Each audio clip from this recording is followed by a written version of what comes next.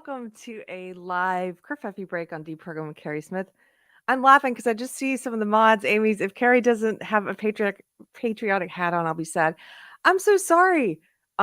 We just got back 2 nights ago. Was it 2 nights ago? To our house, and I haven't even had time to open the costume box. So I apologize. That sucks. Pirate, I hope she's wearing the Yorkshire flat cap. I'm not wearing that either. I wish I had seen these before I started. Oh man. Oh well. Well, I am gonna be tonight back on Toxic Femme. I haven't been on there in a while because we've been traveling. So if you watch the Midnight's Edge show, Toxic Femininity, I'll be there with Nina Infinity and some other lovely ladies, and I'm gonna try and find my patriotic hat. So we'll have a good time. That's a fun show. We talk a lot about pop culture and pop culture. So welcome. If it's your first time here, this is a live show we do Mondays and Fridays. It's been a little chaotic trying to do it the past 2 weeks being on the road with my husband, but back at home in our house that we're renovating. And this is a different kind of chaos, but it's fun. And yeah, so if it's your first time here, welcome. And I see a lot of familiar faces. So good to see you guys. I hope you're getting ready, getting excited for a happy Independence Day, 4th of July tomorrow. I'm so excited. You guys know this if you've watched my podcast for a while, but when I was in the woke cult, in the social justice cult, there's sort of this they sort of look down their nose at anything patriotic, and also at any kind of joyful celebration in general, unless it's an ideological celebration where you're forcing it, right? So I never celebrated really 4th of July or anything. And what I would see every year around this time, you would see a lot of these woke opinion pieces talking about how around the 4th of July in particular, and around Thanksgiving, there would be a lot of these negative woke pieces about how celebrating these holidays is a part of celebrating white supremacist patriarchy, and tips on how to have conversations with your white grandparents about their being complicit in white supremacy at the dinner table at Thanksgiving, things like that. So just this really depressing, miserable outlook. And now that I'm not, it's been several years that I'm not in that cult. I love holidays. And I feel like I have many decades worth of time where I wasn't celebrating. So I need to like cram it all in now. So yeah, all the sparklers, like all the costumes, all the fun, silly bits. I love it. So tomorrow's going to be great. I hope you guys have the day off if you're here in the States and you get to have fun time with family. So I should say, if you're a regular viewer of Deprogrammed and you like the content, you like the different shows that we do, if you like Wednesday nights with Mystery Chris, pop culture, or the interviews that we do on Thursdays, you can support the show if you want to. We have different levels of membership here at YouTube. I believe you can support $1 a month, or you can leave a super chat or become a member. We also have a locals, a Patreon, and a Subscribe Star. Subscribe Star is probably the best in terms of not being evil. So an evil company. So there you go. Welcome. I'm very excited about today. So if you watched on Friday when I was still on the road, we did an episode about the Supreme Court ruling on affirmative action. I did that with my usual co-host from Wednesday night, Mystery Chris. And we just looked at, the historic precedent of striking down racism in college admissions, which is crazy that it took until 2023 to do that, to straighten that out. And then we looked at some of the hysterical reactions from people who want to defend racist discrimination and give all of their good reasons why. I'm of the opinion, having left woke, that there are no good reasons why. You don't fix racism with racism. You don't fix discrimination with discrimination. You don't. And you don't fix collectivism with collectivism. You fix collectivism with individualism, with actual liberalism, with treating people as individuals. So I'm very happy about that decision. And so today's episode, in the second hour, we're going to be joined by Kenny Xu. I haven't talked with Kenny in a couple years. He's been very busy.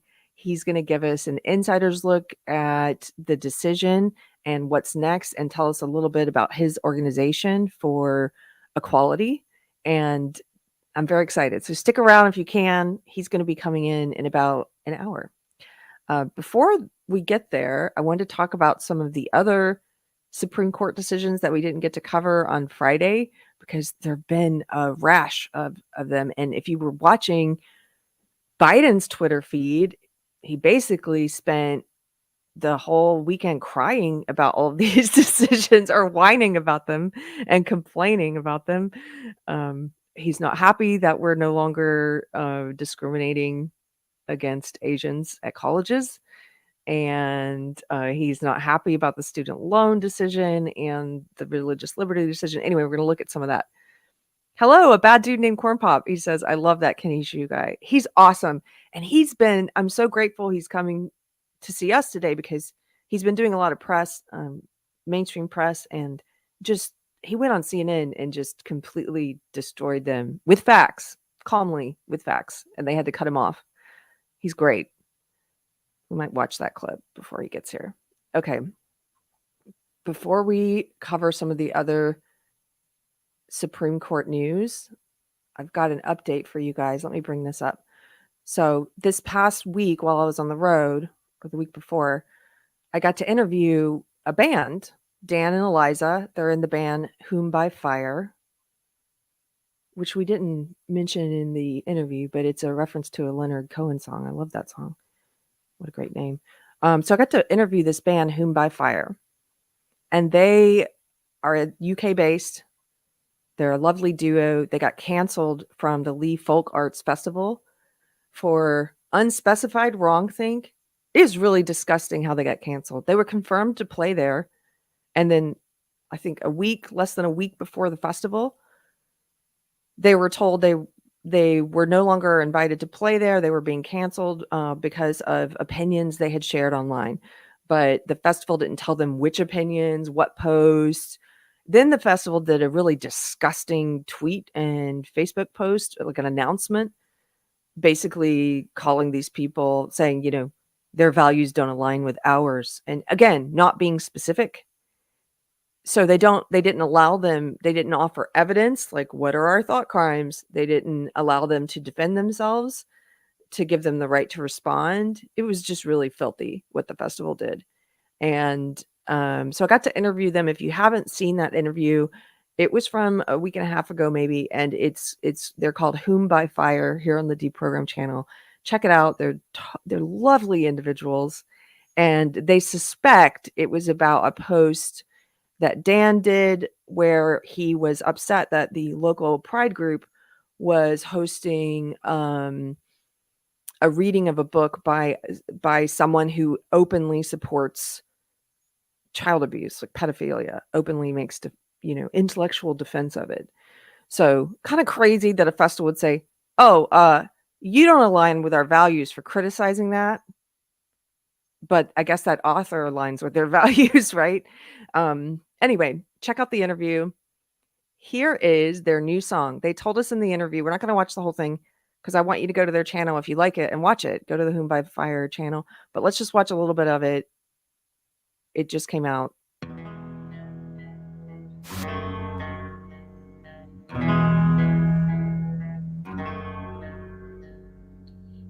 Heard you sing freedom, and it moved me.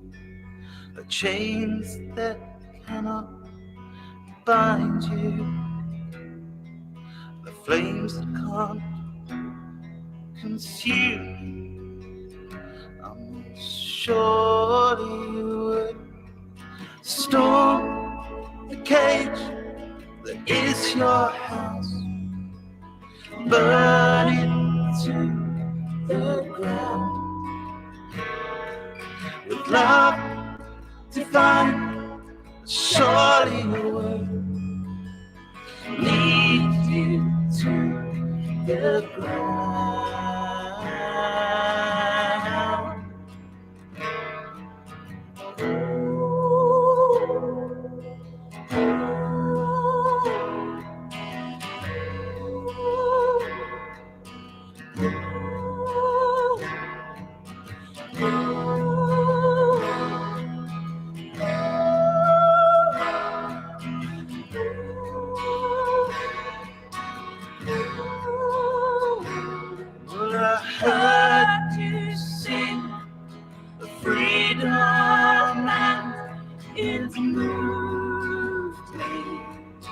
chains that cannot bind you,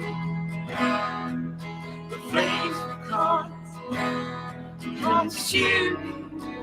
I most surely will stop the cage that is your house, burn it to the ground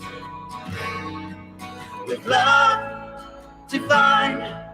Surely will lead you to the ground.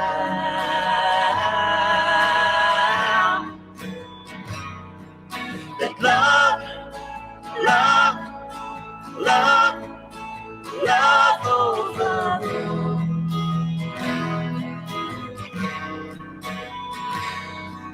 That love, love, love, love overrules.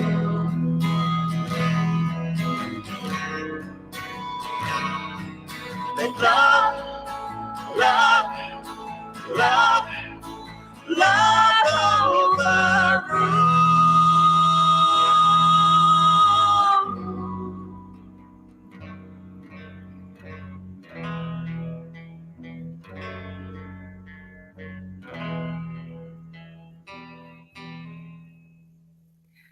I love it. Okay, I did play the whole song, I'm sorry.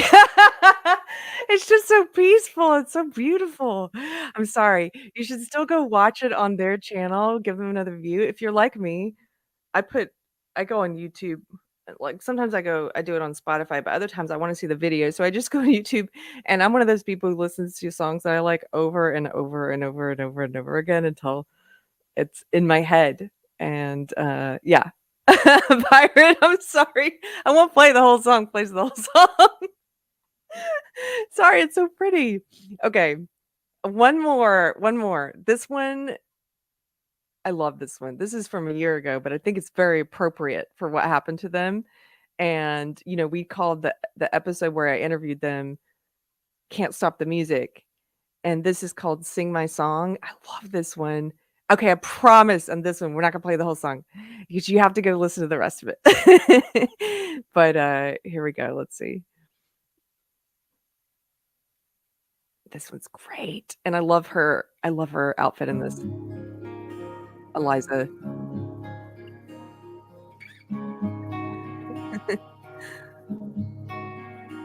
Yes, Two Sisters and Some Yarn is a good reminder. The YouTube audio butchers the sound when I play it on my channel, so go listen to it. They also have the songs out on Singing Bandcamp. on my own. Don't know where I'm going. Got no job to go to. Got no money also. Sitting on my own with nobody to go home to. Everyone's not soulless. Everyone's not like you. We've done gigs in Soho, but no one comes to shows. No, we don't know a thing, but we hope you get a swing.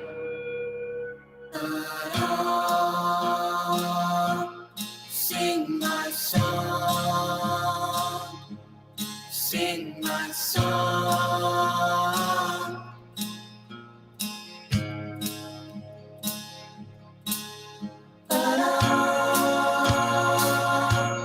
Sing my song.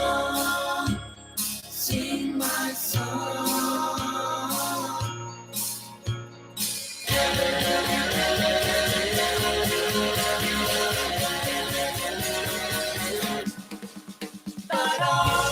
Yes. Sing my song. Sing my song.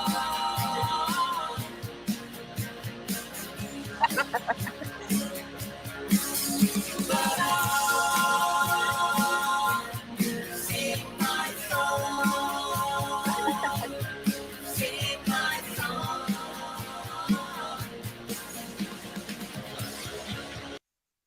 Okay. I promised I wouldn't play that one all the way through. I love that one. Ah, gets you so pumped up. It's so positive when the music takes off. No, Pirate, I'm not playing the whole one. Not this time. I love her hat. Looks almost like a coonskin cap. But I don't think it is. But go listen to that song as well. And again, the new one is called Freedom Song. The first one you played, it's out on Bandcamp now. The other ones are on Bandcamp if you want to support them.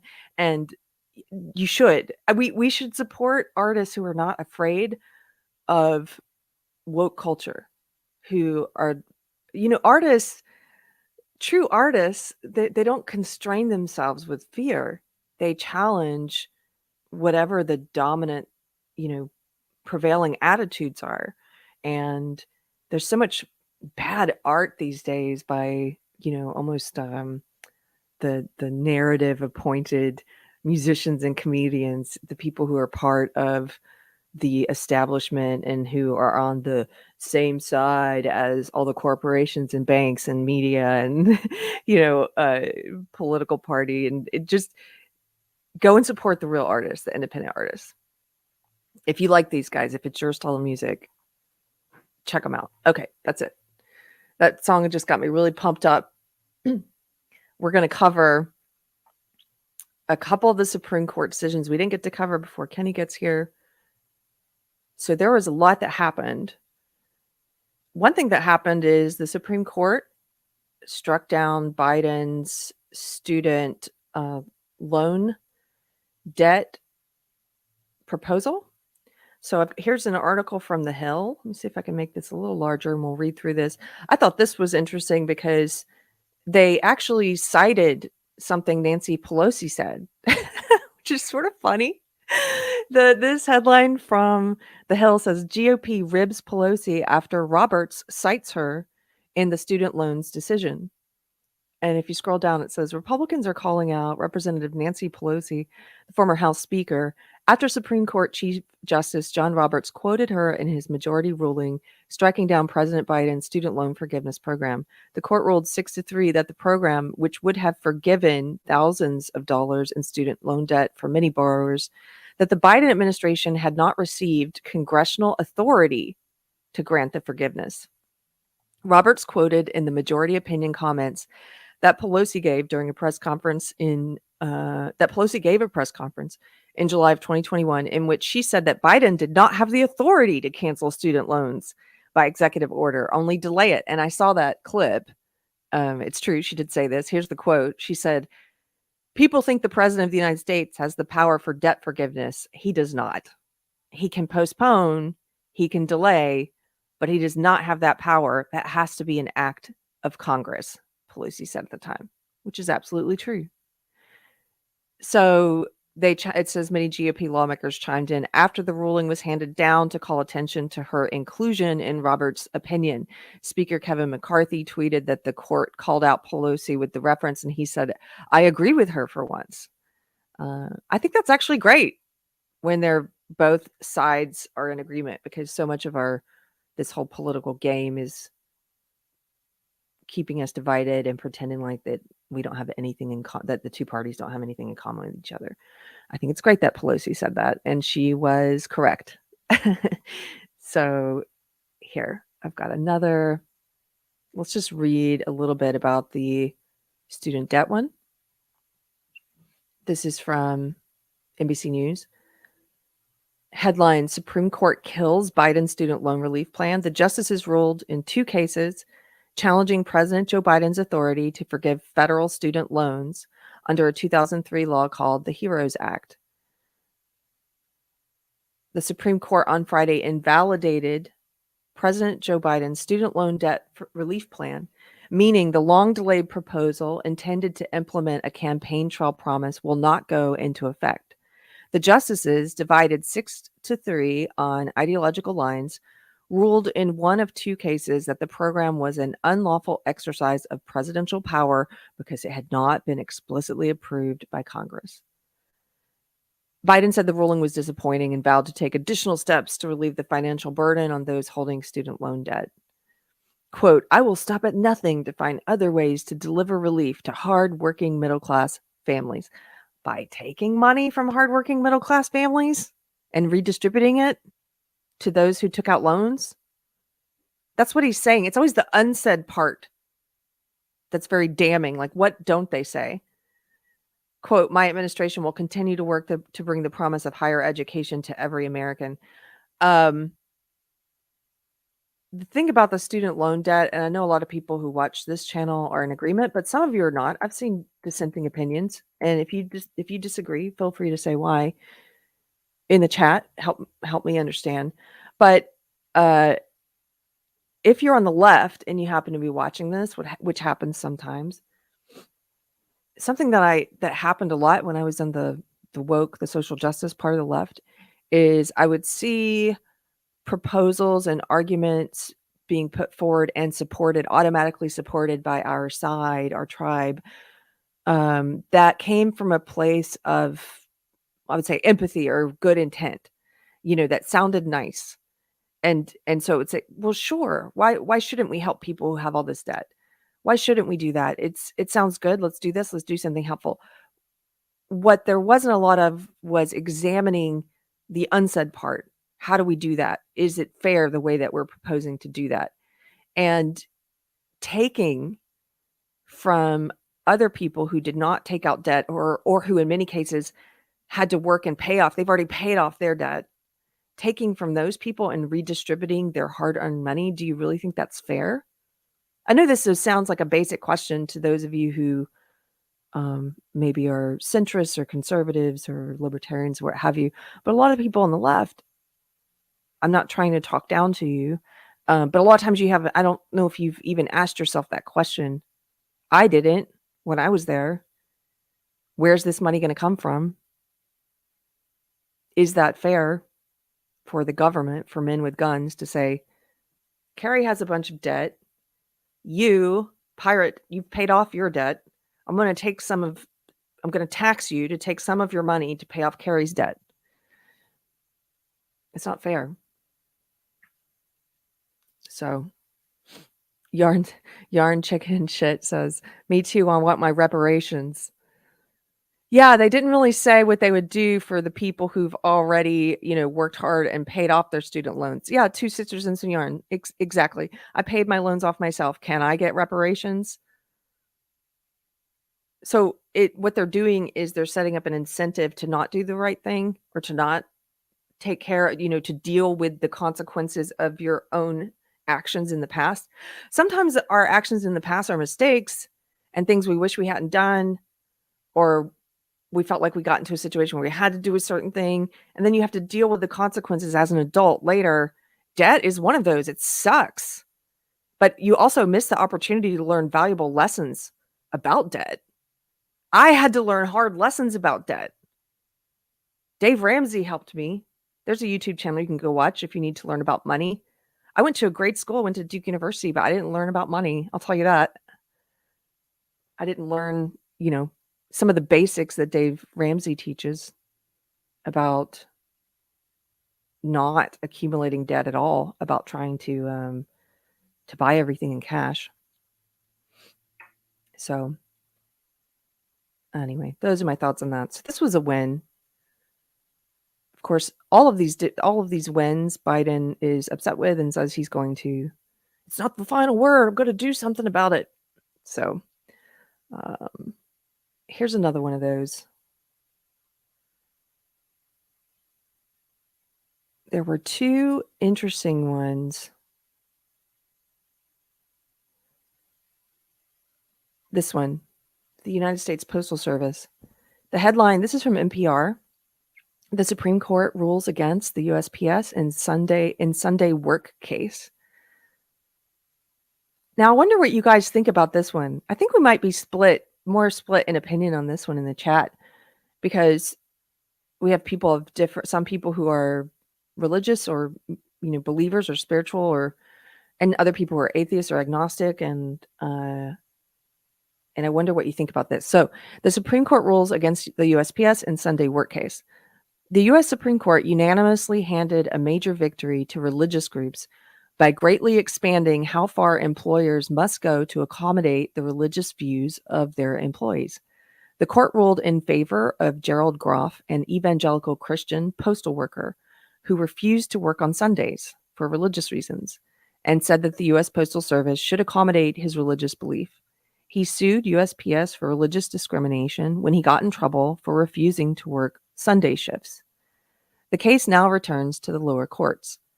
The justices clarified law that made it illegal for employers to discriminate based on religion, requiring that they accommodate the religious beliefs of workers as long as the accommodation does not impose a, quote, undue hardship on the employer's business, end quote. The court had previously defined the statutory term undue hardship by saying that employers should not have to bear more than what the court called de minimis, or trifling cost. That de minimis language has sparked a lot of criticism over the years, but Congress has repeatedly rejected proposals to provide greater accommodations for religious observers, including those who object to working on the Sabbath. On Thursday, writing for the court, Justice Alito said that the hardship must be more than minimal. Courts, quote, should resolve whether a hardship would be substantial in the context of an employer's business in the common sense manner that it would use in applying any such test, he wrote. Thursday's decision is yet another example of the court's increasing inclination to favor religiously observant groups, whether those groups are religious employers or religious employees. For instance, the court has repeatedly sided with religious schools to be exempt from employment discrimination laws as applied to lay teachers. And in 2014, the conservative court ruled for the first time that a for-profit company could be exempt from a generally applicable federal law. Specifically, it ruled that Hobby Lobby, a closely held corporation employing some 13,000 employees, did not have to comply with a federal law that required employer-funded health plans to include coverage for contraceptive devices. Okay, so there's a lot in that article. I'm wondering what you guys think about this one. In general, I don't know. I have mixed thoughts on it. So if I share them, you're going to hear me not exactly coming to a strong opinion, which is okay. Why do we feel like we always need to have strong opinions? I haven't thought about this one enough yet.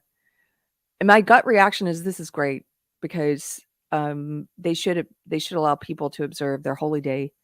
And how hard is it to, I'm sure that guy's not working 7 days a week. How hard is it to make sure that the day he has off is his requested holy day, is Sunday? How hard is that?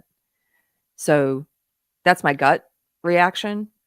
But on the other hand, I tend to be one of those people who, if it weren't the government, I would feel differently because I kind of feel like private businesses, it's between you and the employer. If you don't like what they're asking you to do, then don't take the job. Find a different job. I don't like the government interfering, but I have mixed thoughts because this is the government. You're working for the government, and the government, I think, should make those accommodations. I don't think it's an undue burden to swap your shift with a different employee who doesn't care which day they have off. So that's my mixed thoughts on that. I'm going to keep thinking about it. Yes, Davina, she says there is a tension between secular and religious community and standards. Andrew says, not if he agreed to work on Sunday as a condition of employment. Yeah, I understand that. Dan Trainer is summarizing all of the decisions, the recent Supreme Court decisions. He says, pay off your loan, go to church on Sunday, and don't discriminate against Asians. Yes. And then Yarn Chicken and Shit says, except that corporations run rampant on people's rights. True. What do you mean U.S. Postal isn't government? Is this a moment that shows my extreme ignorance? I thought the U.S. Postal Service is public. We don't pay for that? I'm not talking about UPS. I'm talking about the USPS, the Postal Service. Am I missing something big? I'm worried because sometimes I do. So, okay. You can help set me straight if I'm wrong in the chat. Bros and Bows, USPS is federal. Yes, that's what I thought. But then a bad dude named Corn Pop says it's semi-privatized. Quasi-public. What is that? I didn't know this. Thank you, Channel Julio. You're getting to see me learning something. Okay. It's a part of the federal government. Yes, that's what I thought. Okay, I'll have to look this up later. I don't want to derail this before Kenny gets here, but didn't realize it's quasi public, whatever that means. Okay, we'll have to look that up. Here, in the meantime, here is the other decision I wanted to highlight. This is a religious liberty decision. Yeah, Kevin also confirms. He says the USPS lives in some kind of gray area. But maybe Robert says it best. It's a clusterfuck. Okay. So here's the religious liberty decision. And this issue is another one that once I got, like at the very beginning, even of getting out of the woke cult, when I started trying to figure out to examine each thing that I learned or was asked about individually and figure out what my opinion was on it if I had time. There's lots of things I don't have time to look at. I don't have an opinion on. But when I started doing that and this religious liberty question came up, it was about the cake baker back then. And I was thinking about it and I came to the conclusion that no, of course the government shouldn't be able to force you to provide a service to do a kind of work that you have religious objections to. That, you know, even if you believe, let's say the cake baker, for example, in that famous case, let's say he had wedding cakes and you could come in and buy them off the shelf, right?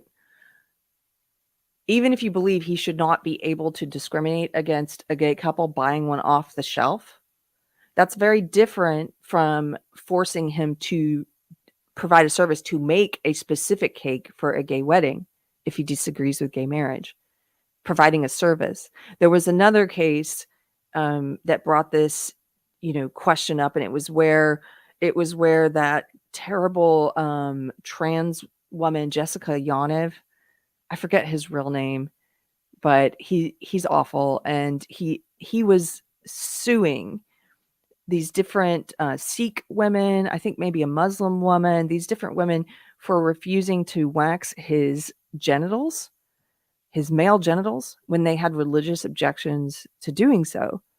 And so basically, he, just like the cake baker, he was trying to say, you have to perform this service for me, regardless of your religious objections.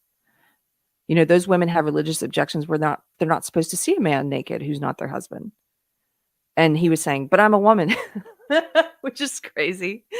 And so that was a case that I was actually bringing up to some friends of mine in social justice, because I thought a lot of the way that social justice people think a lot of the time is they really just go based on, the ideology says that the best way to look at the world is as a competition between identity groups, and that we need that some groups are oppressed and some are privileged, some are marginalized, some are privileged, and so we need to treat people differently on the basis of what identity group they're in until we reach some magical equity place for groups. We need to discriminate until we reach this magical equity place. So that really is the way they look at things like that. And so they would look at that case and they would seriously look at the identity groups of the people involved. They're not looking at the principles of it. They don't make their decisions based on principles. Like, should the government be able to force you to do something that you don't want to do, like provide a service you don't want to do, like waxing a guy's genitals? Should the government be able to do that?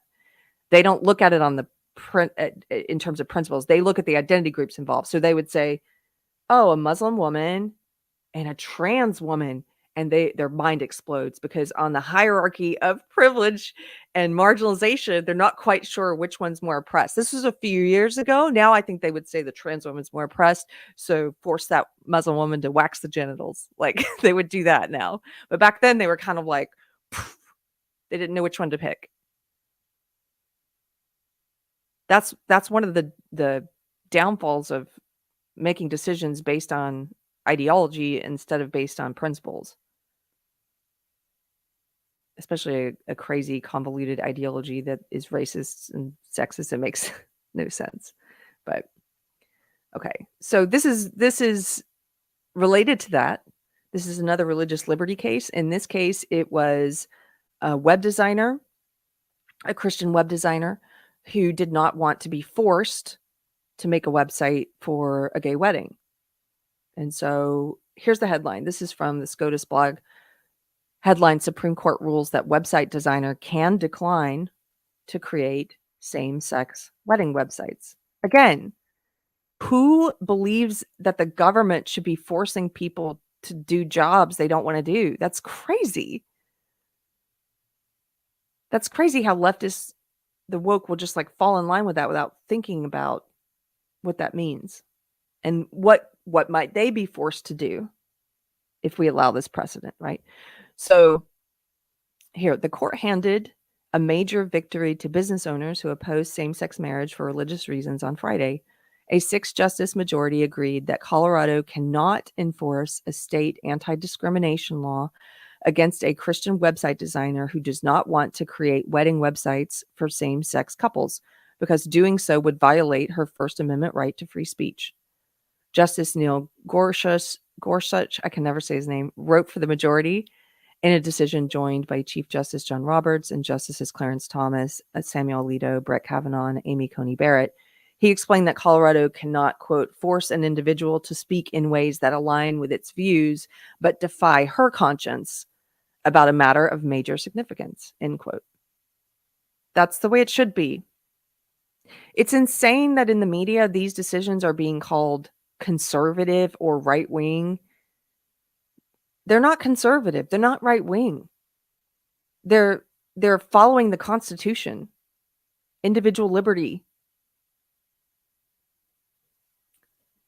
I'll continue. It says, and he indicated that the court's decision would provide similar protection to other business owners whose services involve speech, such as artists, speechwriters, and movie directors. I'll ask another question. If you happen to be on the left and you're watching this and you thought you knew, or you think you know what your opinion is on it, let me ask you this. Another hypothetical. What if a Muslim woman who sings at weddings, a singer, an opera singer, what if she is approached by a Christian couple who wants her to sing at their wedding? Or a gay couple, or someone she doesn't want she doesn't want to sing at that particular wedding for whatever religious reason. Should the government force her to? Get in there and sing. You have to. Why? And also, why would you want to demand that and force someone to provide a service for you that they don't want to provide? If you're looking for wedding cakes, are you like, let me go and find someone who hates me and doesn't want to make the cake, and then let me get a man with a gun, the government, to make him make the cake? Why? Just find someone who wants to make that cake for you. Why get someone to sing at your wedding who doesn't want to be there singing? Who's forced to be there? Get in there and provide that art. Like, no. It doesn't make any sense.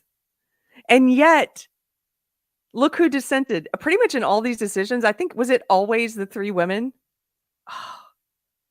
In her dissent, Justice Sonia Sotomayor, in an opinion joined by Justices Elena Kagan and Ketanji Brown Jackson, called the decision, quote, a sad day in American constitutional law and in the lives of LGBTQ people. First of all, no, it's a happy day for American constitutional law, because the government should not have a right to force citizens to do that. So it's a happy day. And in the lives of LGBTQ people, what are you talking about? You don't know any LGBTQ people who disagree with this, who believe in constitutional law, and who don't want the government forcing people who don't want to bake cakes for them or make a website for them? You need to get out more then. You need to diversify your social circle. You need to meet more LGBTQ people if you think they all want the government to do this, to force people to make cakes for them. And then they bring up that famous case I was talking about. The court's decision came just over 5 years after its ruling in the case of another Colorado resident, Jack Phillips, a baker who refused to make a custom cake for a same-sex couple because he believed that doing so would violate his religious beliefs. By a vote of 7-2, the court gave Phillips a narrow victory, holding that the Colorado administrative agency that had ruled against him had treated him unfairly by being too hostile to his sincere religious beliefs. But the justices did not determine whether or to what extent a service provider's sincere religious beliefs might have to yield to the state's interest in protecting the rights of same-sex couples, nor did they decide whether compelling Phillips to bake a cake for a same-sex couple would violate his right to freedom of speech. So they've since decided that in this web designer's case.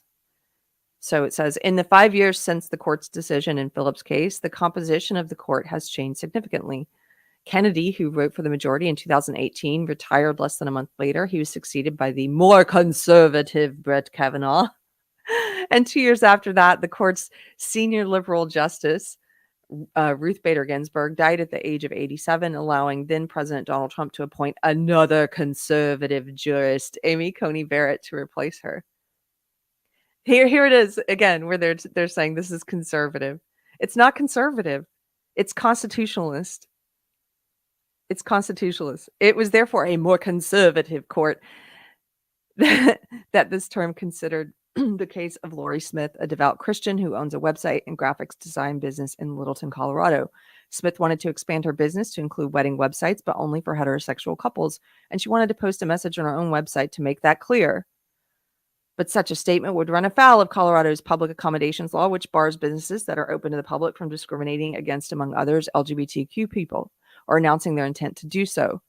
Roughly half the U.S. states have similar laws. Again, there's a distinction here. There's a distinction here because they're not coming into a store and buying something off the shelf.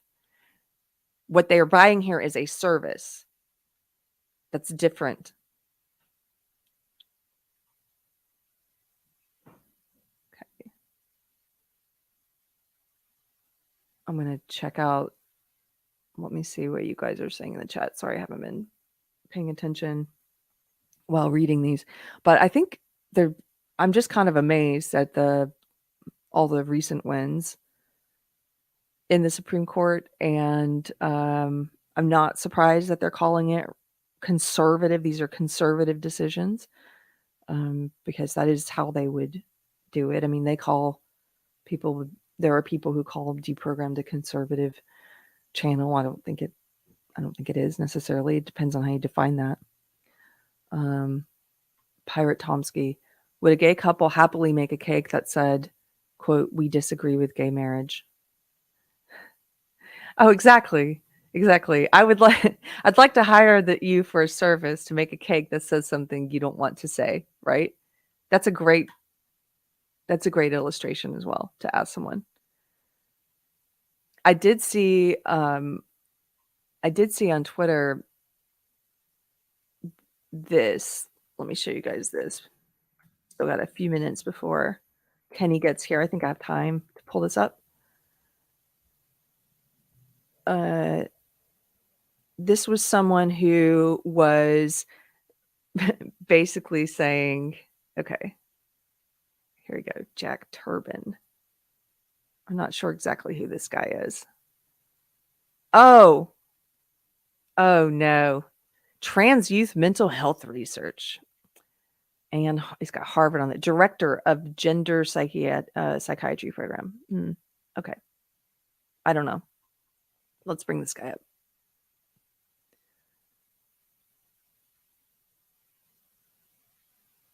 Can you guys see that? Oh, there we go. So he says, in case you were wondering, none of us were going to hyper-Christian web designers to make our wedding websites. Okay, well then if you weren't going to them, why do you have why would there be a problem with this decision saying the government can't force people to make these websites for you? This is one of those things where it's like you're protesting too much. Like, in case you're wondering, none of us were going to hyper-Christian web designers to make our wedding websites. Great, then this ruling doesn't bother you at all, or it shouldn't, saying that they can't be forced to make the website for you because you weren't going there anyway, right? Then he says, but what happens when all of the gay creatives decide they don't do Christian design anymore. Christians turned away from architects, designers, stylists, etc. This isn't true. This isn't true. By the way, I know gay people who are Christian. I know people. I've been on Dangerous Rhetoric. I haven't talked to them in a little bit, but I was on their show and we had a whole discussion. Those guys, me, and Gothics about well, a little bit about being gay and Christian, but it was specifically about the gay marriage. And it was a great there. I'm rarely a part of conversations like that online, where you have friends who disagree with each other on something that might, that the at large is considered very controversial or potentially offensive to one another, our positions. So I would go and check that out if you get a chance, because I think it's really rare to be able to have a conversation like that. But anyway, he says, what happens when the gay creatives decide they don't do Christian design anymore? Do you think that what he really means is woke creatives? Do you think that woke people don't already discriminate against Christian websites? Do you think that a woke web designer, if approached by a conservative Christian church, by let's say my church, if a woke web designer was approached by my church, do you think they're going to take that job and do the website? Of course they're not. This already happens. This already happens. There are studies on this. Conservatives are discriminated against all the time. I was talking with someone yesterday. It was an amazing conversation. She was telling me about a study that was done as a result of some of Jonathan Haidt's comments. This was a few years ago, where they did a study on campus professors and whether or not they discriminated against their conservative colleagues. And they do. Guess what? They do. You can go and look up these studies.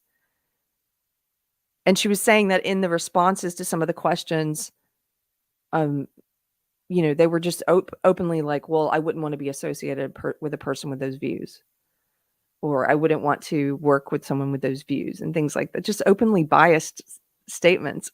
So I don't get this guy's tweet, because it's like that already happens. Woke creatives already say, hey, it's my choice and I'm choosing not to do a website for your church, for example. And that's their right. They should be able to decline to provide a service. The government shouldn't force them to do a website for my church. I just thought that showed up in my feed, and I was like, that's kind of incredible. Thank you, Cheeky Mare. Cheeky Mare says, here's the Dangerous Rhetoric video if you guys want to check it out. Again, that's one of the best conversations I've had on that subject. Simon says, I'm surprised Antifa hasn't burned that guy's business down. I know. That guy, you're talking about the cake baker, I assume. Yeah, he has faced so much just public mockery and hatred and doxing and everything as a result of that case. Let me see if I missed anything else. I don't think so. Okay. I've got time to show you one more thing. So, if you don't know, the Moms for Liberty Summit has been happening. They've been friends of the show who are there, like Deb Philman, Billboard Chris. They've been facing a lot of protests and a lot of hit pieces in the media. These moms who are outright lying about their positions on things, saying they oppose gay marriage, things like that. And I saw this video footage yesterday, and I wanted to share it because Billboard Chris, first of all, God bless Billboard Chris, because not only is he out there documenting this kind of stuff, I've been out with him before when he goes out with his billboards, and I'm really impressed with him because he doesn't allow their behavior to provoke the same behavior in him. He always keeps his cool. He's very collected, and I think that's impressive. I think that's like a level of uh, spiritual awareness to be able to keep yourself, because it's human nature to if someone's riled up and screaming at you, it's natural for all of your, your physiology, for your heart rate to rush up, and it's natural sometimes to respond in kind to get to that same level as they're at. And I think it's a bad idea. And I think it's sort of about like that Nietzsche quote about be careful fighting monsters lest you become the monster you fight. I think that's kind of what that's about, is a warning about becoming no different in terms of behavior to an outside observer, becoming no different than the people you're opposing. And so he's amazing because Billboard Chris keeps himself from replying in the same way that they treat him. And so anyway, let's watch this. I know we've all gotten very used to seeing videos like this, seeing scenes like this in the past few years, and I sometimes wonder that we're becoming desensitized to it. And so when I watched this clip, I tried to watch it with fresh eyes. Watch this with fresh eyes. Imagine this is 10 years ago or something, before this was very common, and just look at these people, because I think if you're trying to look at this with fresh eyes, these people are obviously unwell, spiritually, emotionally, intellectually, like mentally unwell, and then a lot of them probably physically unwell. These are sick people. And I tweeted about this. I said, if aliens came down, for example, and just observed this video, observed what was happening here, it would be very obvious these are the baddies. These are the bad guys. No conscious person can look at this. No person who's living consciously can look at this and say, oh, these are the good guys. Look at the way they're behaving. They're definitely on the right side of history. No. These guys are behaving like fascists while calling other people fascists. They're behaving hatefully while calling other people hateful. It's sick. This is part of the cultural sickness.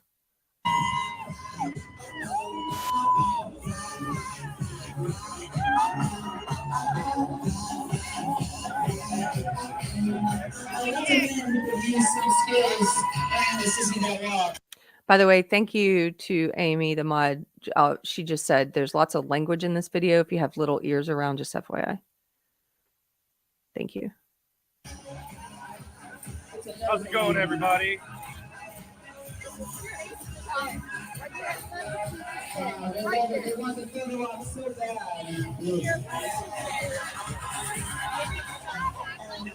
Wow.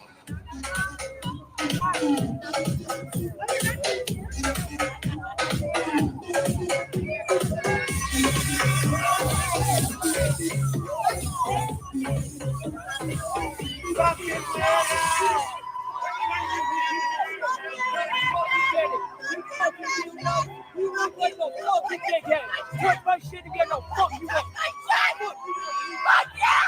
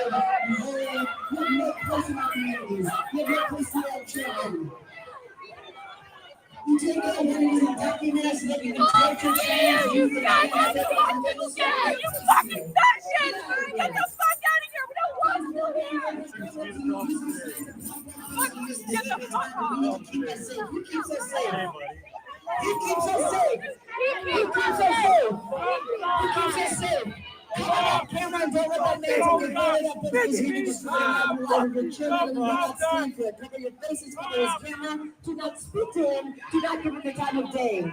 He doesn't deserve you. And there's a special circle of hell for him. Every place can be a camera, the television,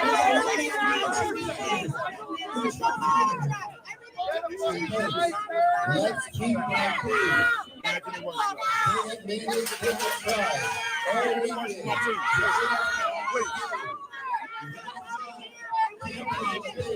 In the last hour of our celebration. What they did to Juanita is fucked up, trust me. It got good and it will be handled.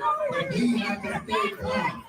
They're trying to bait you from that fence. Do not let them steal your joy. Do not let them take your identity. Do not let them let these cops drag you out of here. Okay, I think that's enough. I wanted to show you the full thing. It gives me shivers. These people, yes, that's a lot of lunatics in one place. These people they remind me of when Jordan Peterson talked about possession. This was a few years ago at the beginning of all of this madness that started to become commonplace on the left. This was when I was first walking away from social justice. It was probably 2016 or 17. And I heard him talking about ideological possession. These people are possessed. Whether you're someone who believes in demonic possession or not, I think you can understand the concept. You can understand the analogy when he's talking about ideological possession. They're mentally, as I said, mentally, spiritually, emotionally unwell. Yes, demonic possession. These people are sick. And there's a Bible verse. A lot of people know this verse, even if you're not a Christian, you shall know them by their fruits, which means, very simply, it doesn't matter that these people claim to speak on behalf of love and tolerance and all things good. They prove with their fruits, with their behaviors, that's not the side they're on. These guys are on the side of evil. Look at the way they behave. I saw someone on Twitter when I shared this said, he said, I pray for these people every day, which is incredible. And it's what people should be doing. And I don't do it nearly enough. I listened to a sermon a couple nights ago about praying for world leaders and praying for people in the grips of ideological possession or some type of possession. And it kind of convicted me about doing that more often, because I tend to pray for people I know, friends, people who reach out to me and ask for prayer, who want the prayer.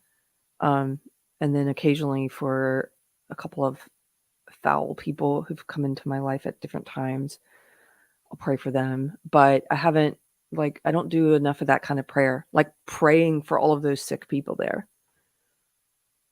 And I think I probably should. I think it would change. I think it changes you. Not only can help them, but can change you. Yes, Two Sisters in Sudan. She says, we as Christians are supposed to pray for our leadership so we can live peaceably. Let me get rid of that.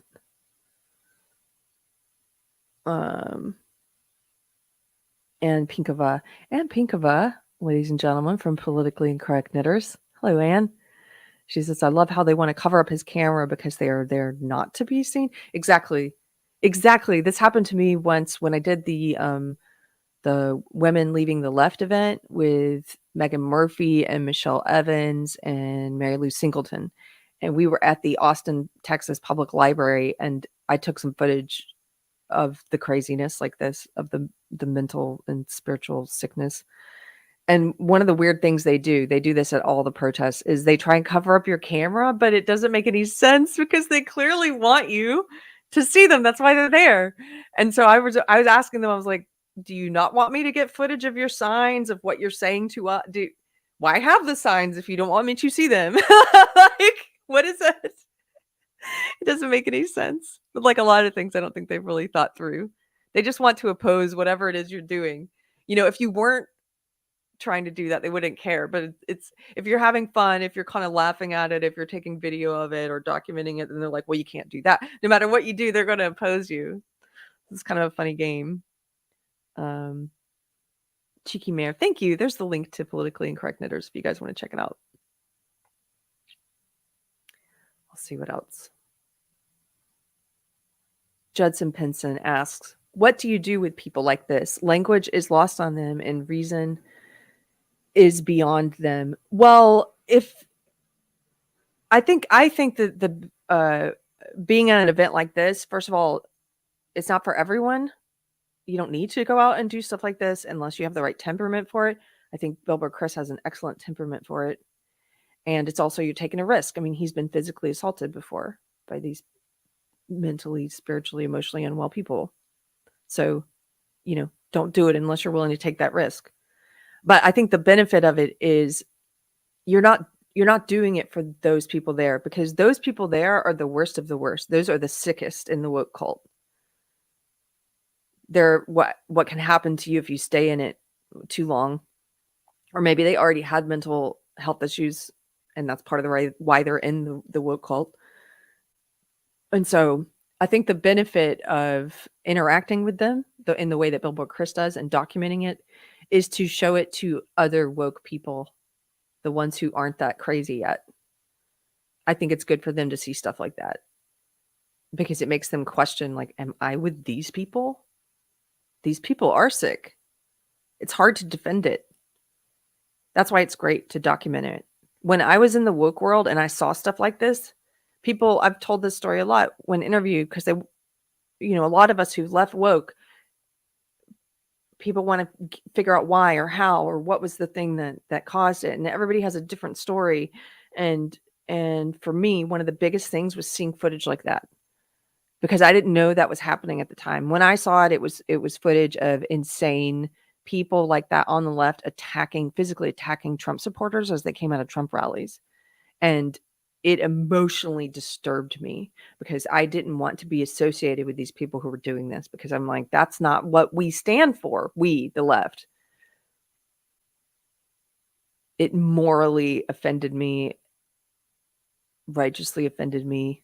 And so that's the benefit of covering stuff like this, is to wake up the woke who can be awakened. The ones who are out there doing this stuff, they're probably not going to reach them. You're basically just holding a mirror up to them for the benefit of other people who are still in the woke ideology. If you can get them to watch it, a lot of times they won't watch the videos that you post now of stuff like this, because they want to stay. They don't want to be red pilled. They want to stay, I guess, oblivious to it. Because leaving it is such a hard thing. Leaving any cult, your identity is wrapped up in it. And also, then you have to recognize, before you can leave it, you have to have the realization and the recognition that it is a cult, that there is something wrong. People, that's hard, even having that recognition. I'm sure you guys have heard that quote. I've heard a lot the past couple of years about how it's easier to con someone than to convince him he's been conned.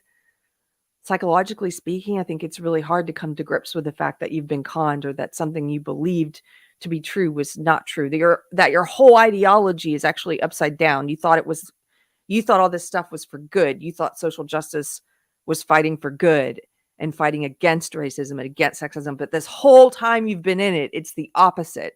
And you feel like a sucker. And you have to come out and say, I was a sucker. And I was a part of this thing. That's hard for people psychologically. That's really hard. So I get it. Why some people, I've heard of some people who say, I've heard of a couple where one spouse was based, became red pill, became awake, whatever phrase you want to use to describe that. And around the issue of medical freedom, around the COVID policies and stuff. These are progressives. And that was the issue that caused the one spouse to start to open their eyes about a lot of the other stuff and about a lot of the woke ideology. And their spouse told them at some point, I don't want to know anymore. Like, I want to stay here in denial. It's too scary. And I understand that. Yes, the emotional investment, Andrew says, you've put so much time into it. You've put so much of yourself into it. And for a lot of people, their identity is wrapped up in it. They think that's who they are. All their beliefs, their ideology. They think that's who they are. And that's hard to, the idea of like having to reorganize, redo your whole identity. It's not just changing one opinion. Oh, I've changed my opinion on this policy or that policy. It's not that. It's just raising your whole house of belief to the ground and your identity and everything and starting all over. And that's hard for people. Two sisters and some yarn. It takes a level of self-reflection and admitting you got fooled before you can get out. Yes, that's the really hard part for people. It's like it requires humility. You have to humble yourself. You have to admit, like, I was a part of this belief system. I was wrong. I was wrong about everything. I did this and this and I regret it, or I believed this and I regret it. Like, you have to be able to do that. And some people, it's almost like until they deal with ego, they can't get there anyway, you know?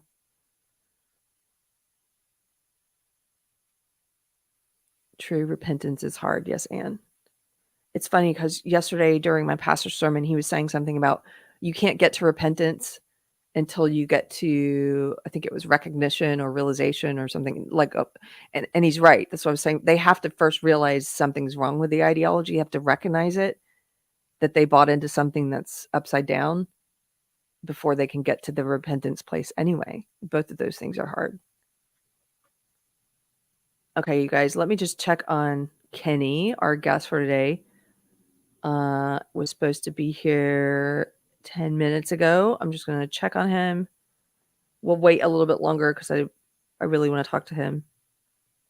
1 second.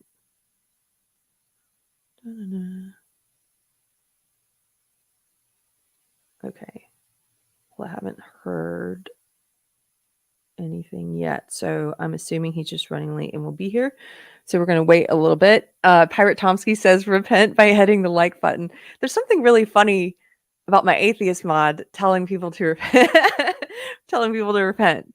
Do what Pirate says and hit the like button. That helps the channel.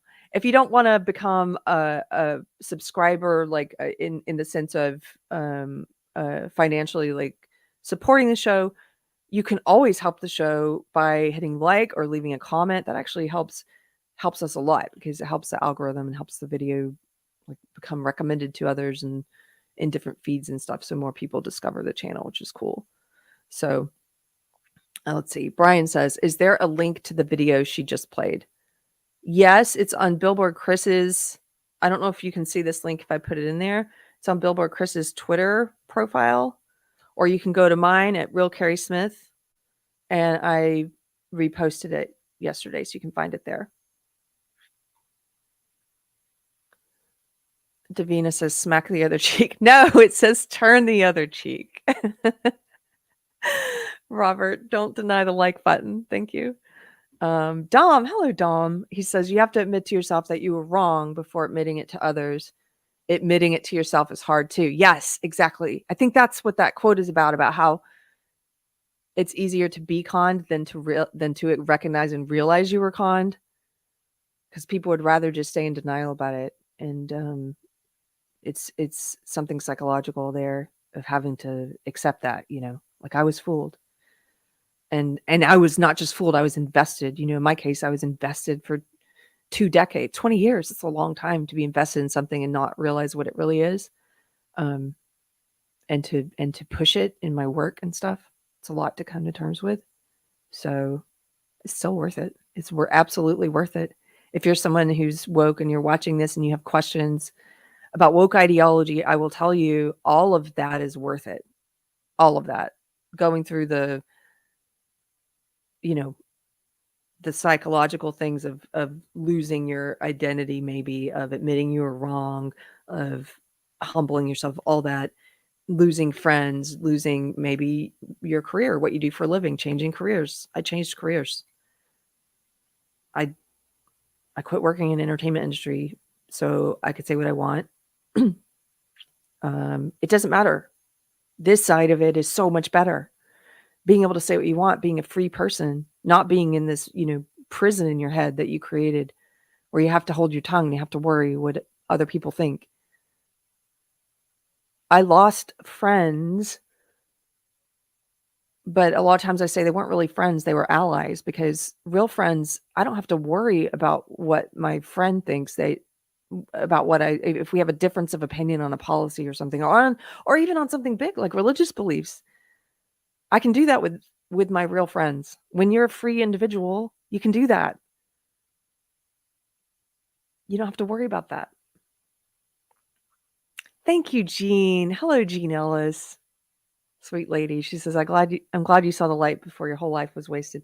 Yeah, sometimes I think, wow, I was a late bloomer in so many ways. Like I just started growing up kind of late in so many ways because I was frozen in that ideology, and also I was frozen in alcoholism. I was frozen in a lot of different ways. And sometimes I'm like, oh, I'm kind of late. But compared to some people, I'm early. Some people don't wake up until they're 60 or 70, and some people never wake up. So not doing too bad. I talked to another friend, same thing, who had an awakening, who left the woke left in his 40s, and he was talking about how late he was to realize some of this stuff. And it's like, yeah, okay, from one perspective, we're late, but from another perspective, you're early. So don't worry. At least you woke up.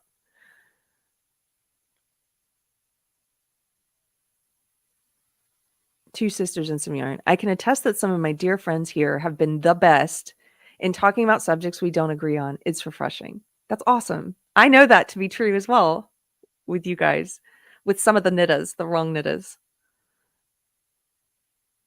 Okay, so while we wait just a little bit longer for Kenny, we'll figure out if he doesn't make it today, we'll figure out what went wrong, and we'll definitely have that interview up. But while we wait for him, we can do a Q&A if you want, or I can bring up for the knitters, we can talk about Blocked magazine again because I'm very excited about it. Oh, I guess I could show you the hats in real life now. It's not a secret anymore. We could do that. I think they're in here. We just got back from, like I said, from this 2-week trip, and so there's stuff everywhere. I think they're over there. Hold on one second.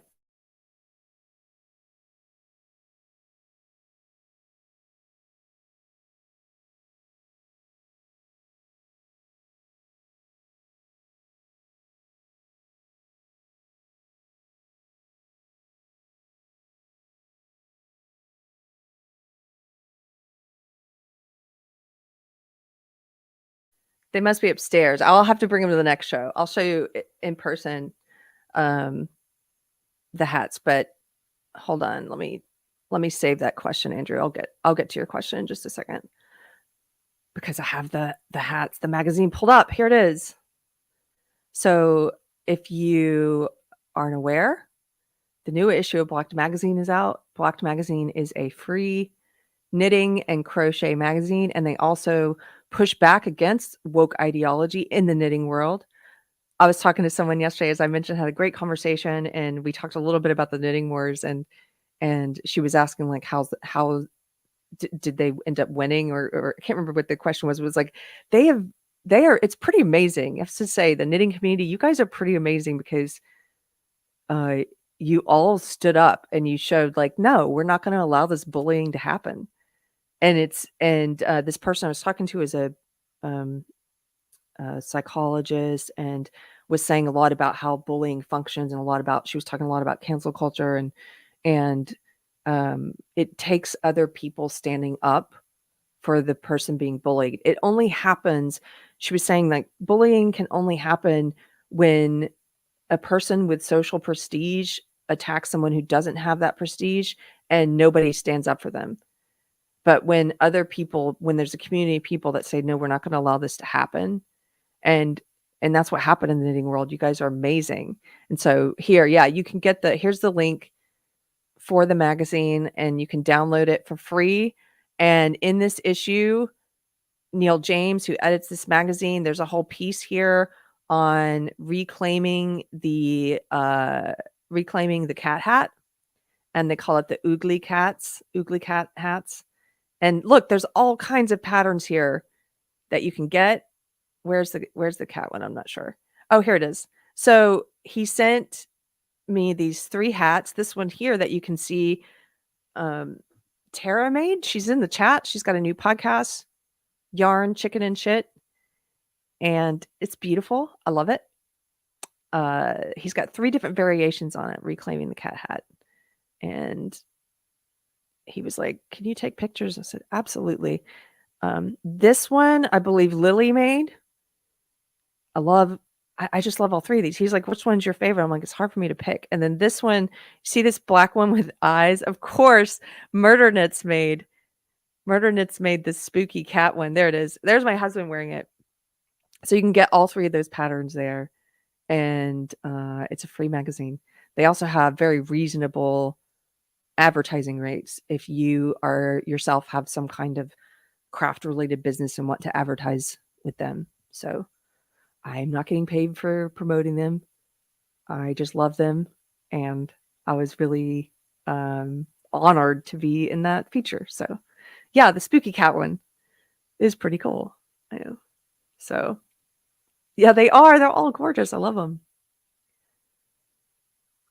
Okay, there was a question I pinned. Let's see, for the Q&A, where is it?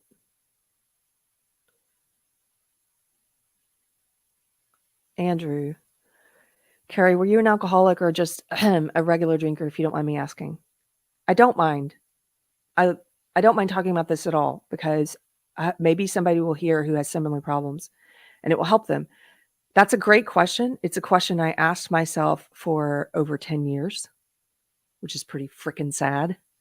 And my husband and I quit drinking around at the same time, like a week apart. We had decided to quit, and we had only known each other a few months at that point. We were both like, we were very similar in some ways. We'd both struggled with this before for a long time. And I asked myself that question all the time. And here's what I would say to people. If you are someone who asks yourself that question, it doesn't matter. It doesn't matter. At the end of the day, it's just a label. I heard a radio show where a guy called in and it was like a 2 a.m. call-in radio show. I listened to it on YouTube. You know, I was looking for stuff like that. Am I an alcoholic? And he called in, and this chaplain who helps people who works with AA was taking questions. And the guy called in and said, "I don't know if I'm an alcoholic or just a problem drinker or if I'm a normal drinker." But he said, you know, "Here's how much I weigh and here's how much I drink on average. And here's, you know, my drinking habits. And what do you think?" And the chaplain said, "I think people who don't have drinking problems don't call into radio shows at 2 a.m. asking if they have a drinking problem." And that, boom, that shook me and that answered my question. It settled this decade-long question I had where I was always arguing with myself because the part of me that wanted to keep drinking was like, "No, you're fine." Like this guy, "Look at the numbers. Look at how much you actually drink. It's not that bad. It's not that bad compared to this guy or that guy or this. You can still function. You're fine." Function, you know. And that answered that for me. So that would be my answer. If you're someone who questions all the time whether or not you have a drinking problem or if you're an alcoholic, then you should probably try quitting. Just try it. And if it's too daunting to try giving it up forever, do what I did. I heard Jordan Peterson talk about everybody can think of one thing that if they give it up, they suspect they might be a better version of themselves in a year. So give it up for a year and see what happens. And I immediately thought of alcohol when I heard that. And so everybody thinks of something different, maybe some vice, some crutch, something that's holding them back, some strong man. And he said, give it up for a year and then evaluate. And if you're in a better place after a year, then you can decide, what if I gave it up for 5 years? Maybe I'd be in an even better place. And so that's what I did. And that helped me. Maybe that helped me psychologically speaking to think of it as a year. But I'm happy to say it was just a few months in where we knew, my husband and I knew, like, at the end of this year, we're going to do 5. And at the end of the 5, hopefully, 10, and then just keep going, because I don't ever want to return to that. I wasn't a person who could manage it. I'm a person sometimes of extremes in some ways. So Yeah, if you are like that with some type of vice, whatever that vice is, try giving it up for a year and see what happens. But yeah, I don't mind those questions. Judson Pinson with what's the average airspeed of an unladen swallow? Oh, Monty Python. You'd have to watch Monty Python to find out. Yeah. Okay. Just add a slice of lemon if you don't like bland water. By the way, I've been trying to drink more water. I think I've mentioned this on the show before, and adding lemon juice to it, and it's great, and it's good for you to add the lemon juice for a number of reasons. So, okay.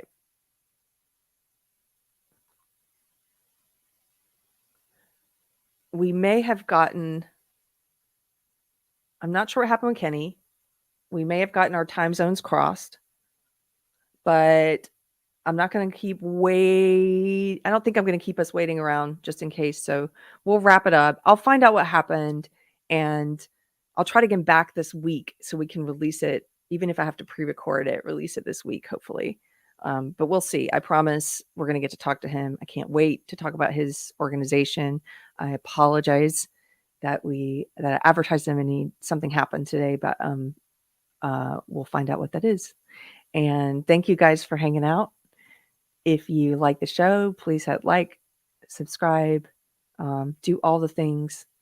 And are there any announcements? I'm trying to think. Have a happy 4th of July. If you're local and live near me, like I know some of you are, Anthony is playing tomorrow for 4th of July at Crab Kings in Highline on the Lake at the resort. So if you're local and you know what that means and where that is, 5 to 8, come on out. It's going to be fun. And hope to see you there. Pirate Tomsky, I demand a refund. Okay. Okay, sir. Really good to talk to you guys. Really good to be home. And we've got some fun things coming out. We've got another comedy video we're working on. Can't wait to tell you about it. And anyway, good to see you guys and welcome to the new people. We'll talk to you later.